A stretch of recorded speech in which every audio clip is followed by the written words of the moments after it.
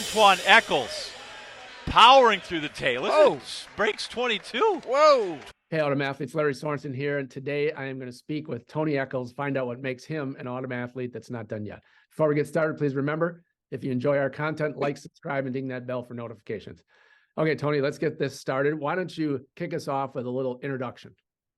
Hey, how's it going? My name is Tony Echols. I was born in Honolulu, Hawaii, and I hail from Blytheville, Arkansas, with a big population of 13K.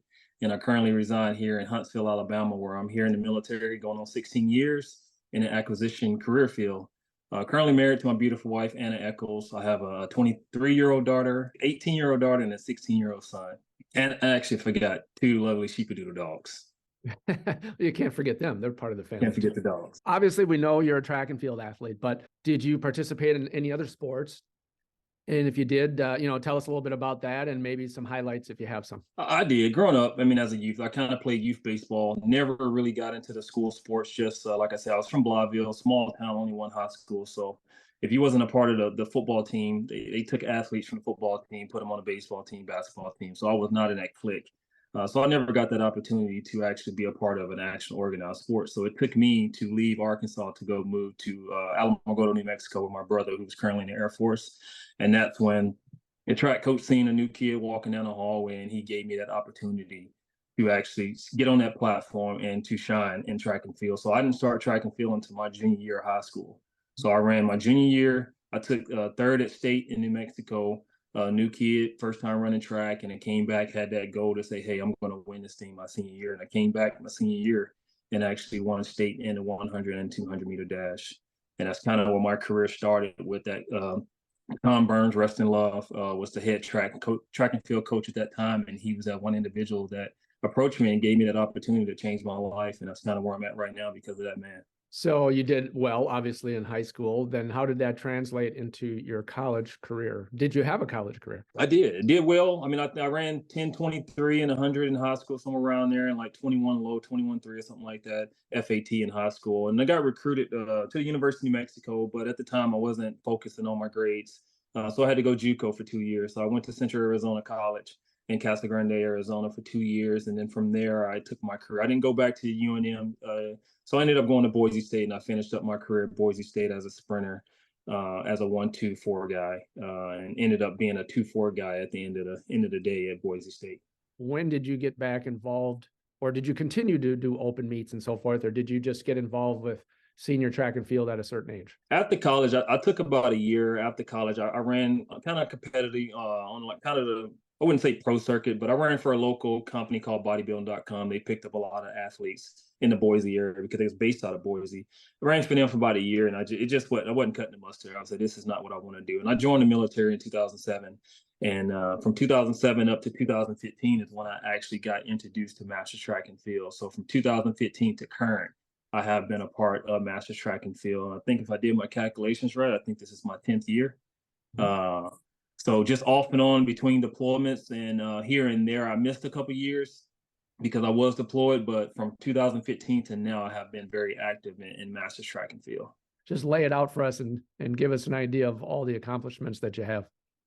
So right now, I only currently hold one record, but only last one. year, I think, Wait a minute, only one. Only one for now. Oh, only one. Wow! But it's going to be many more. It's going to fall. So I think my 2023 year was a very successful year, not only getting Masters M40 Male Athlete of the Year, and then also getting the Colorado Sprinter Track and Field of the Year. But I got a triple crown last year, so I actually won indoor in the 60 and the 200, and then I went into Worlds and I won the 60 and the 200 at Worlds, and then I finished up at outdoor and I won the 200 and the 400. So that was a very successful season for me. And now I got to follow that up come this year. And I'm actually starting off pretty good. It's kind of scary now. Just last week was the last weekend. I went to Indoor National Championship with the pros and got a chance to run an exhibition for the 200 and broken my own American record with a 2190. Currently was held with a 2197. So next in line is me shooting for the world record, which is 2171, and hopefully come into March at Indoor Masters Championships that I can hit that mark or maybe even do better. Who knows? And you're at what? I'm at 2190 right now. Yeah, 2190. And then in high school and college, did you break 22, you said? So college, my best time was 21.1 indoor and 21.01 outdoor. Okay. Okay. Still pretty close though. Yeah, I'm getting Uh, there still. I mean, a 21.9 for probably 99% of all athletes would still be a incredible benchmark for their entire life. So doing it at 40 is pretty awesome to say the least, I will say. Oh, actually 40-41. So I can Yeah. with 21.90, I can place at some college conference meets right now. Oh So yeah. Oh, definitely. Without a doubt. Yeah. yeah. What are your current goals and or pending events that you're specifically training for right now?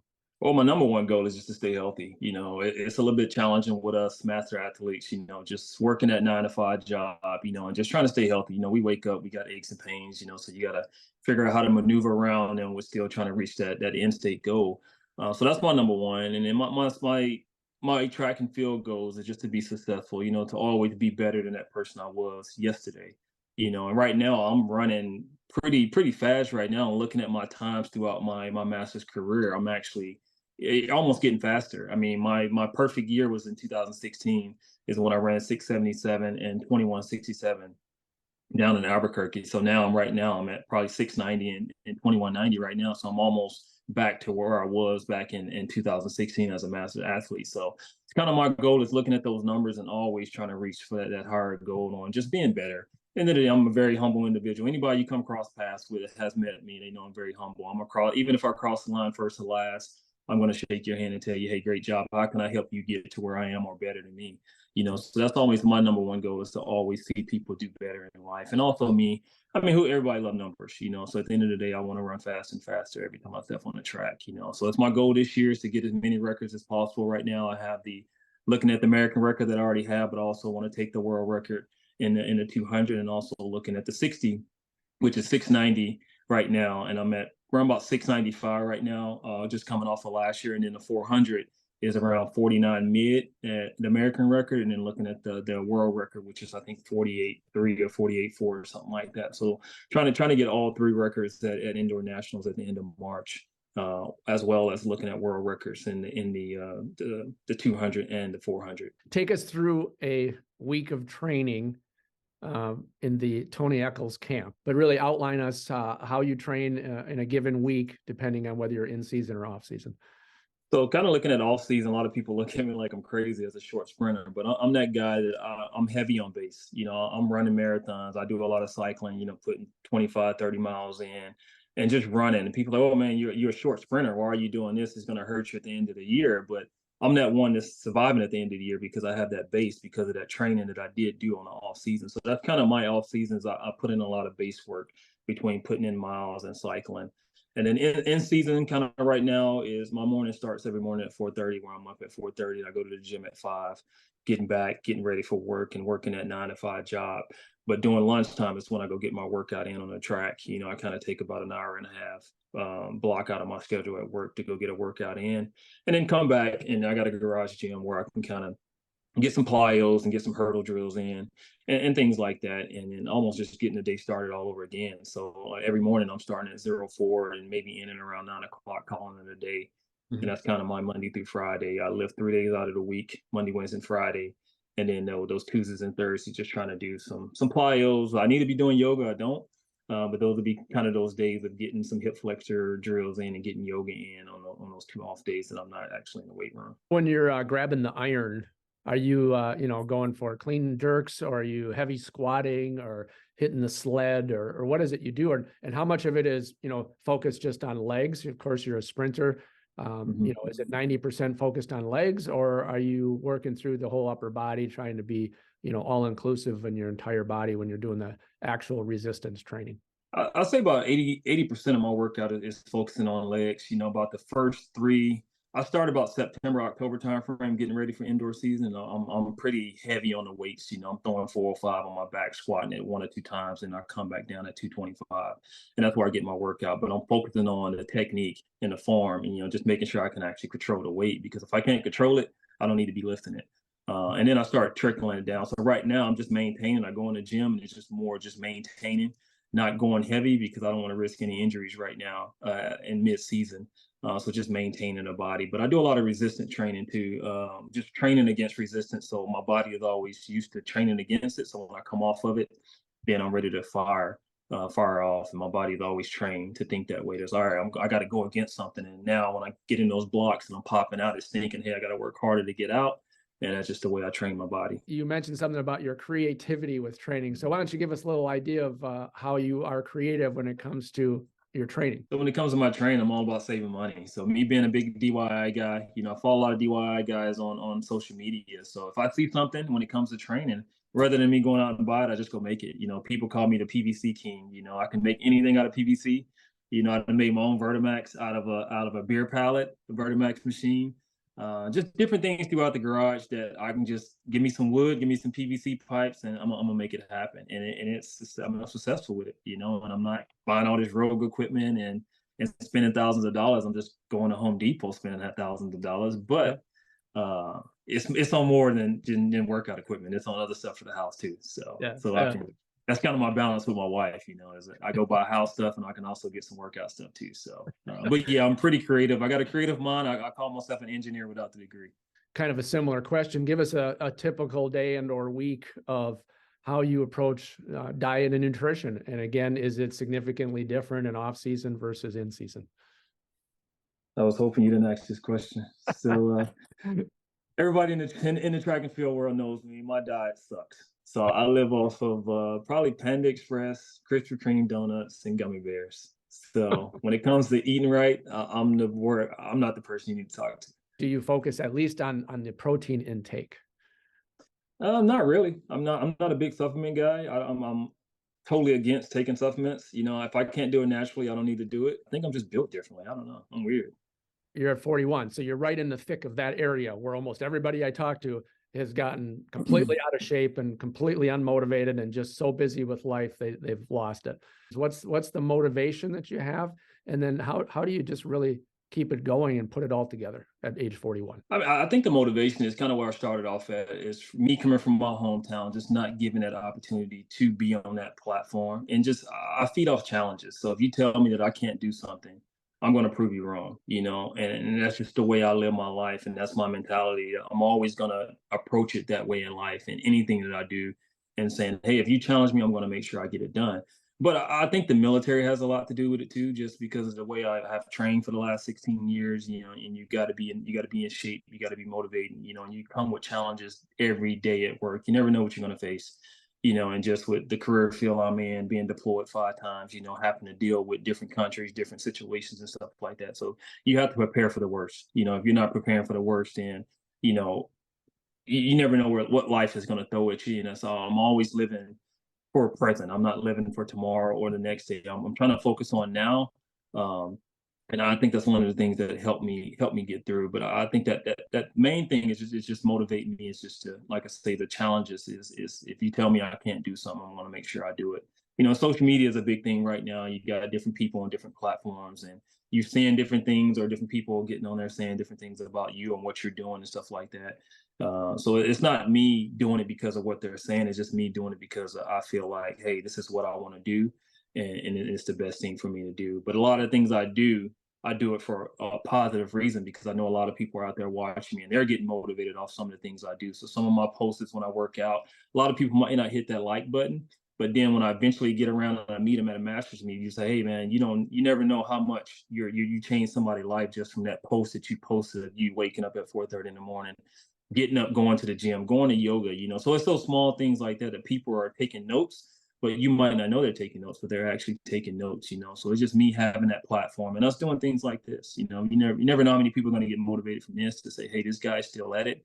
He got a 9-to-5, he's in the military, he's getting this and that thrown at him, but he's still finding time to make, his life happy doing what he loves to do, So I think it's awesome that I'm here able to do these things. And kind of what you started off, I don't think I would change anything. I mean, I love my life right now, and some of the things I have done, it got me to where I'm at right now. Have you had circumstance where, because of how you were deployed or where you were deployed, you lost a little bit of the ability to do the training that you'd like to do, and when you got back, of course, you're motivated, you got back at it. But have you had any issues with that, or is it you've just been able to work it out no matter where you've been? Yeah, really no issues with deployments, because I'm in acquisition. So the procurement, everything is, we buy everything that we have over there, So we're going to make sure the weight room is the first thing we're going to have no matter where we go.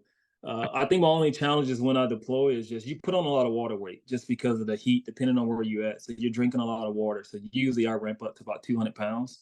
And then when I get back, I got to get that weight off me. I try to stay around about 180, good running weight for myself, 5'10". So I think that's my only challenge is just going over there, eating 3 meals a day because I don't eat 3 meals a day now. But when you deploy, you don't really have a lot to do but work, eat, and work out. So eating those 3 meals a day and all that water weight, it kind of puts a little bit of weight on you, mostly muscle mass. But then when I come back, I got to kind of refocus to get back down to my running weight. Well, before we move on behalf of all of us, thank you for your service. We do appreciate that. Thank you for your support. Absolutely. This is a question I always ask everybody, and you can go with it wherever you want to go. But tell us your secret sauce. I think my secret sauce is I know myself. I know my body. When I can go do a workout by myself and I can hit the times I need to hit because I know my body. I know what I need to do to get to where I need to go. And the same thing in a weight room is I know my body. I know my limits. I know what I can do. I know what I can't do. And I think a lot of people in our career field right now, they're still trying to find that. They're still trying to find themselves. And they're trying to live somebody else's life. They're trying to run somebody else's race, and I think that's the hardest part is trying to figure out yourself first and understand, hey, what is it that I need to do and what is it that I actually can do rather than, like they say, hey, stay in your own lane, and run your own race. And I think that's one of the hardest things is just understanding yourself and figuring yourself out, and I think once you do that, I think you can go a long way in life. I haven't done this in a little while, but I'm going to do it with you just to get to know a little bit more, some really in-depth, important stuff about you. So these are kind of a lightning round questions, one word, short phrase answers. So let's go. We're going to start. So what's your favorite training exercise? I think explosive squat jumps. Okay. How about your favorite cheat meal or dessert? So my meal, I'm going to say Panda Express. Dessert, I'm going to say Krispy Kreme donuts, most definitely. All right. This one's maybe a two-parter. What is your, what's on your song list, your favorite song on your song list in general? And then what's your go-to workout song when you need to, get fired up? I say Eye of a Tiger and Brass Monkey. Which is which? Is Brass Monkey your... Brass Monkey is your go-to, and I think that Eye of a Tiger is like that, just that motivating to get you. Because for some reason, we was Tiger mascot in high school. We listened to it every day before we got off the bus for track meets. It's just been instilled in my head since day one. So, oh well, that's a good one. I like it. Okay, so if you could describe Army boot camp in one word, what would it be? Challenging. Okay. If you could switch places with any, I guess I'm going to say famous. They don't have to be famous necessarily, but any really accomplished athlete, if you could change places for a day just to kind of, feel what their superpower is, whatever it is that they do, who would that athlete be and why? So this is a tough one. I'm not really into professional athletes or professional anything. So to me, I look at myself. I mean, most people look at me and the things I do in life because me wearing a uniform, me doing what I do on the track. Some say, hey, man, you're great. Man, you're like a famous athlete. So I think I would choose myself. Okay. And continue to do the great things that I'm doing on and off the track, serving my country, So I look at myself as that famous person that I would want to be like. Tony, I want to say thank you so much for joining us and sharing a little bit of your story with us today, giving us a little glimpse of who you are. I want to close up today by just giving you the floor to be able to give us some final thoughts. Well, first of all, I want to thank you for allowing me to be on this platform to share my story and just to do this interview, But just as most know me out there on the track and field, world, or just me as an individual, my biggest thing is choosing your battles. No matter what you do in life, make sure you choosing the right battle. And don't back away from any challenges in life and respect yourself. If you don't respect yourself, you're not going to gain respect, no matter what you're doing in life, So that's one of the biggest things that I look forward to, and just stay humble, and just treat everybody equally, and just let's have fun. We out here to have fun in everything that we do in life, and keep a smile on your face. Well, there you go, Autumn athletes. Great advice from Tony Echols. Remember, keep moving, set your goals, and train hard to achieve them. I hope you enjoyed this today. Really appreciate you tuning in, and we will see you next time.